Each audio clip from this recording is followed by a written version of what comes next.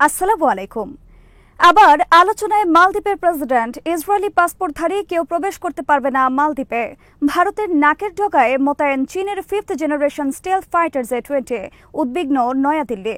গাজা যুদ্ধবিরতি নিয়ে অচলাবস্থা অব্যাহত ইসরায়েলে হামলা লেবানন ও সিরিয়ায়। আরও একটি গুরুত্বপূর্ণ শহর ছেড়ে পালিয়েছে ইউক্রেন আর্মি। বিডিভিউস ইনফোটেনমেন্টে স্বাগত জানাচ্ছি আমি ফাহাদিয়া মিতু। আজ জানাবো প্রতিরক্ষা সংক্রান্ত গুরুত্বপূর্ণ কিছু খবর। ইসরায়েলি পাসপোর্টধারী কেউ প্রবেশ করতে পারবে না মালদ্বীপে। মালদ্বীপের প্রেসিডেন্ট অফিস থেকে রোববার জারি করা এক বিজ্ঞপ্তিতে জানানো হয়েছে এই তথ্য। গাজায় ইসরায়েলি আর্মির গণহত্যা, যুদ্ধাপরাধ ও মানবতা বিরোধী অপরাধের প্রতিবাদে এই সিদ্ধান্ত নিল ক্ষুদ্র দ্বীপ দেশ মালদ্বীপ। বিজ্ঞপ্তিতে বলা হয়েছে, জারি করা আদেশ বাস্তবায়নে মালদ্বীপের আইন পরিবর্তন করা হবে এবং মন্ত্রিসভার একটি সাব কমিটি এই বিষয়টির দেখাশোনা করবে। বিজ্ঞপ্তি প্রকাশের পরপরই ইসরায়েলের পররাষ্ট্র মন্ত্রণালয় থেকে নির্দেশ জারি করা হয়েছে সে দেশের নাগরিকদের মালদ্বীপ ভ্রমণ থেকে বিরত থাকার জন্য। মালদ্বীপের প্রেসিডেন্ট মোহাম্মদ মজ্জু ঘোষণা দিয়েছেন, তিনি ফিলিস্তিন বিষয়ে বিশেষ একজন রাষ্ট্রদূত নিয়োগ দেবেন।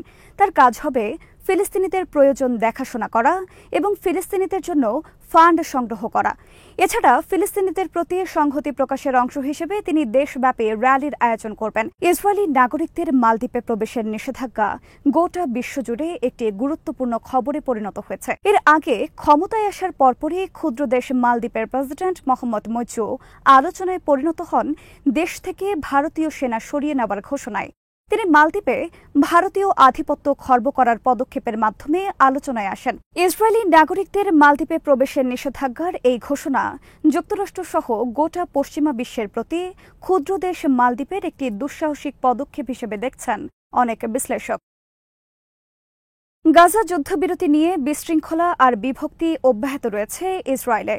যুক্তরাষ্ট্রের পররাষ্ট্রমন্ত্রী অ্যান্টনি ব্লিংকেন রোববার টেলিফোনে আলোচনা করেছেন ইসরায়েলের প্রতিরক্ষা মন্ত্রী ইয়োভ গালান্ট এবং ওয়ার ক্যাবিনেট মন্ত্রী বেনি গান্সের সাথে। এদিকে যুদ্ধবিরতির ইস্যুর মীমাংসা না করে নেতানিয়াহুর ওয়াশিংটন গমনের বিরোধিতা করছেন অনেকে। টাইমস অফ ইসরায়েলে শিরোনাম করা হয়েছে, যুদ্ধবিরতির পর গাজায় কি হবে তার মীমাংসা না করে নেতানিয়াহু ওয়াশিংটন যেতে পারবেন না। গত শুক্রবার যুক্তরাষ্ট্র নেতানিয়াহুকে আমন্ত্রণ জানিয়েছেন কংগ্রেস এবং সিনেটে বক্তব্য দেওয়ার জন্য। এই আমন্ত্রণ গ্রহণ করেছে নেতানিয়াহু। এদিকে নেতানিয়াহুকে এই আমন্ত্রণ নিয়ে বিতর্ক চলছে যুক্তরাষ্ট্রে। গোটা যুক্তরাষ্ট্রের বিশ্ববিদ্যালয় জুড়ে যখন ইসরায়েল বিরোধী প্রতিবাদ বিক্ষোভ চলছে, তখন এই ধরনের একটি সিদ্ধান্ত নিল যুক্তরাষ্ট্র কংগ্রেস। নিউ ইয়র্ক টাইমস সহ যুক্তরাষ্ট্রের অনেক সংবাদ মাধ্যমের বিশ্লেষণে বলা হয়েছে, ইসরায়েল নিয়ে যুক্তরাষ্ট্রে সৃষ্ট বিভক্তি ঢেকে রাখার অংশ হিসেবে এই সিদ্ধান্ত নিল কংগ্রেস। কংগ্রেসের এই আমন্ত্রণের মাধ্যমে ইসরায়েলের প্রতি যুক্তরাষ্ট্রের প্রশ্নাতীত সমর্থন অব্যাহত রাখার ঘোষণা দিল। অনেক বিশ্লেষক বলছেন, নির্বাচনের আগে বাইডেন যখন গাজায় যুদ্ধবিরতি বাস্তবায়ন করে পরিবেশ পক্ষে আনার চেষ্টা করছেন, তখন এই ধরনের একটি বিতর্কিত সিদ্ধান্ত নিয়েছে কংগ্রেস, যা ডেমোক্র্যাটদের জন্য আরেকটি নেতিবাচক পদক্ষেপ হিসেবে সামনে আসবে। এদিকে গাজার রাফা সহ বিভিন্ন এলাকায় অব্যাহত রয়েছে ইসরায়েলের নির্বিচার হামলা এবং হত্যাকাণ্ড। রোববার রাফার আরও ঘনবসতিপূর্ণ এলাকায় প্রবেশ করেছে ইসরায়েল আর্মি। এদিকে গত কয়েকদিন ধরে ইসরায়েলের উত্তরে হিজবুল্লাহর হামলার জবাবে রোববার ইসরায়েল আর্মি হামলা চালিয়েছে লেবাননের বিভিন্ন এলাকায়। পাল্টা হিসেবে হিজবুল্লাহ রোববার আবার ড্রোন হামলা চালিয়েছে ইসরায়েলের উত্তরে। এতে হতাহত হয়েছে অনেক ইসরায়েলি সেনা। টাইমস অফ ইসরায়েলের খবরে বলা হয়েছে, রোববার হিজবুল্লাহর হামলায় গুরুতর আহত হয়েছে 2 ইসরায়েলি সেনা। রোববারের সন্ত্রাসী ইসরায়েল নতুন করে হামলা চালিয়েছে সিরিয়ার আলেপ্পো এলাকায়। এতে নিহত হয়েছে কমপক্ষে 12 জন সিরিয়ান বেসামরিক। ভারতের নাকের ডগায় চীন মোতায়েন করেছে তাদের নিজস্ব নির্মিত 5th generation stealth fighter J-20। ভারতের সিকিম সীমান্তের কাছে চীনের তিব্বতের সিগাতসে বিমানবন্দরে মোতায়েন করা হয়েছে অত্যাধুনিক এই যুদ্ধ বিমান। বিমানবন্দরটি ভারতের সিকিম থেকে মাত্র 100 মাইল এবং পশ্চিমবঙ্গের হাসিমারা সামরিক ঘাঁটি থেকে 200 মাইল দূরে। হাসিমারাতে মোতায়েন রয়েছে ভারতের রেফালে ফাইটার জেট। ভারতীয় গণমাধ্যমের খবরে এই বিষয়ে উদ্বেগ প্রকাশ করে বলা হয়েছে, সাধারণত চীনের পূর্বাঞ্চলে মোতায়েন থাকে এসব বিমান, কিন্তু কেন হঠাৎ করে ভারতের নাকের ডগায় চীন মোতায়েন করল অত্যাধুনিক এই ফাইটার জেট, তা নিয়ে সন্দেহ দেখা দিয়েছে। ভারতের রাডারে ধরা পড়ছে না চীনা এই স্টেলথ ফাইটারের গতিবিধি। তবে স্যাটেলাইট চিত্রে দেখা গেছে তিব্বতের সিতাতসে বিমানবন্দরে মোতায়েন রয়েছে 6টি J-20 ফাইটার জেট। ভারতের গণমাধ্যমের খবরে বলা হয়েছে, তিব্বতের সিতাক্স বিমানবন্দরে সারা বছর মোতায়েন থাকে চীনা J-10 ফাইটার জেট সহ অন্যান্য যুদ্ধ বিমান। প্রথমবারের মতো চীন সেখানে মোতায়েন করল J-20 স্টেলথ ফাইটার।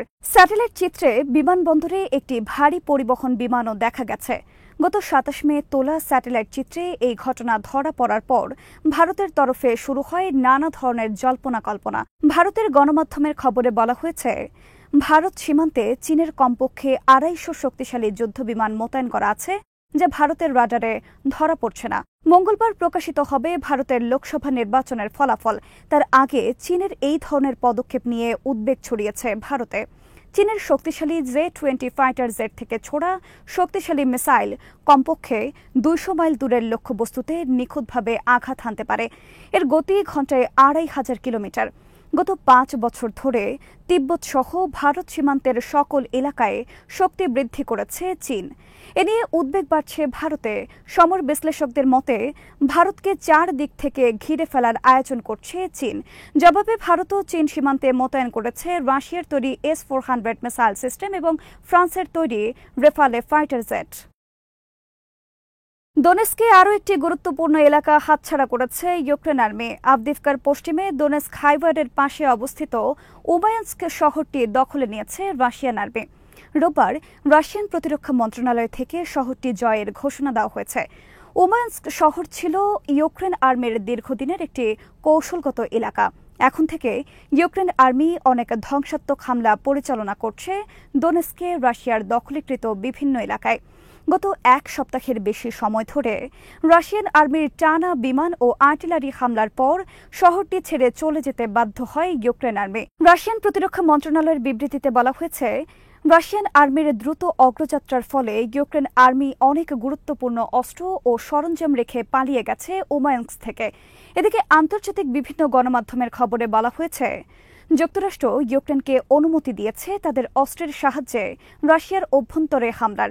তবে শুক্রবার পলিটিকোর খবরে বলা হয়েছে, যুক্তরাষ্ট্র সীমিত আকারে ইউক্রেনকে এই অনুমতি দিয়েছে এবং এ নিয়ে তীব্র হতাশা প্রকাশ করেছে কিয়েভ। সম্প্রতি খার্কিভ সহ বিভিন্ন ফ্রন্টলাইনে রাশিয়ান আর্মির দ্রুত অগ্রযাত্রার প্রেক্ষিতে ওয়াশিংটন কিয়েভকে অনুমতি দিয়েছে তাদের দীর্ঘপাল্লার অস্ত্রের মাধ্যমে রাশিয়ার অভ্যন্তরে হামলা পরিচালনার। ওয়াশিংটন এই বিষয়ে আগে থেকে নিষেধাজ্ঞা দিয়ে রেখেছে ইউক্রেনের ওপর। তবে রাশিয়ার অগ্রযাত্রা প্রতিহত করার অংশ হিসেবে শেষ পর্যন্ত ইউক্রেনকে সীমিত পরিসরে এই অনুমতি দিয়েছে বলে লিখেছে পলিটিকো।